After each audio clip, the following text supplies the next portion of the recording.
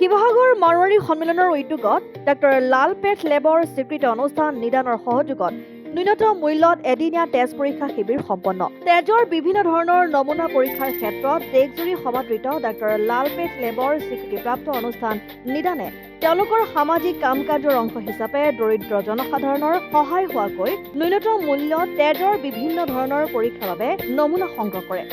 শিৱসাগৰৰ দৌলমুখ চাৰিআলিস্থিত খেমকা মাতৃ সেৱা সদনত পুৱা 9 বজাৰ পৰা দিনৰ 2 বজালৈকে অনুষ্ঠিত হোৱা তেজ পৰীক্ষাৰ বাবে নমুনা সংগ্ৰহ শিবিৰত শতাধিক লোকে বজাৰ মূল্যৰ তুলনাত 60ৰ পৰা 70% কম মূল্যত পোৱা তেজৰ বিভিন্ন ধৰণৰ পৰীক্ষাৰ সুবিধা গ্ৰহণ কৰে। ডাক্তৰ লালপেথ লেবৰ স্বীকৃতিপ্ৰাপ্ত অনুষ্ঠান নিদানৰ এই প্ৰশংসনীয় কাৰ্যত মাৰোৱাৰী সন্মিলন শিৱসাগৰ শাখাৰ সম্পাদক ৰূপচান কাৰ্ণানী, উপসভাপতি গোপাল কৃষ্ণ চান্দা, খেমকা মাতৃ সেৱা সদনৰ সভাপতি প্ৰদীপ খেমকা, নিদানৰ স্বত্বাধিকাৰী নন্দকিশোৰ চাহু, ডাক্তৰ লালপেথ labour territory manager Rajib Bhattacharya, সমাজকৰ্মী ৰবি শৰ্মাৰ উপৰি বিজয় শংকৰ ভৰালী, সবল বৰা আৰু জিতু বৰুৱাই শিবিৰটো সুচাৰুৰূপে সম্পন্ন হোৱাৰ ক্ষেত্ৰত সহযোগিতা আগবঢ়ায়। আমাৰ উদ্দেশ্য আমাৰ মাৰোৱাৰী সন্মিলনৰ লগত আজি লাল লেব ইয়াৰ যিটো পেটলিষ্ট, ইয়াত যিটো আপোনাৰ ফ্ৰেঞ্চাইজি আছে নিদান, তেওঁৰ লগত আমি আজি ইয়াত test, blood test, sugar test, নানা ৰকমৰ টেষ্ট, তেওঁলোকৰ যিটো অল ইণ্ডিয়া প্ৰাইচ আছে তাৰ পৰা বহুত কম ৰেটত।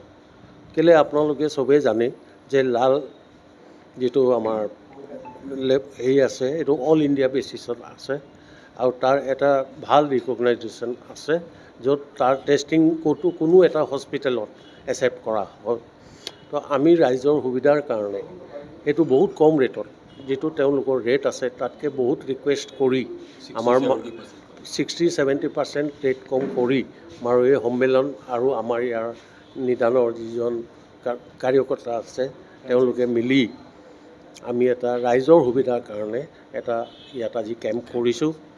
তাত আমি দেখা পাইছোঁ যে ৰাইজৰ ভালকৈ সঁহাৰি পাইছোঁ। প্ৰায় 80জন মানুহ আমাৰ ইয়াত এতিয়ালৈকে টেষ্টিং কৰা হৈছে আৰু আশা কৰিছোঁ আমি আজি চেঞ্চুৰী মাৰিম বুলি আশা কৰিছোঁ।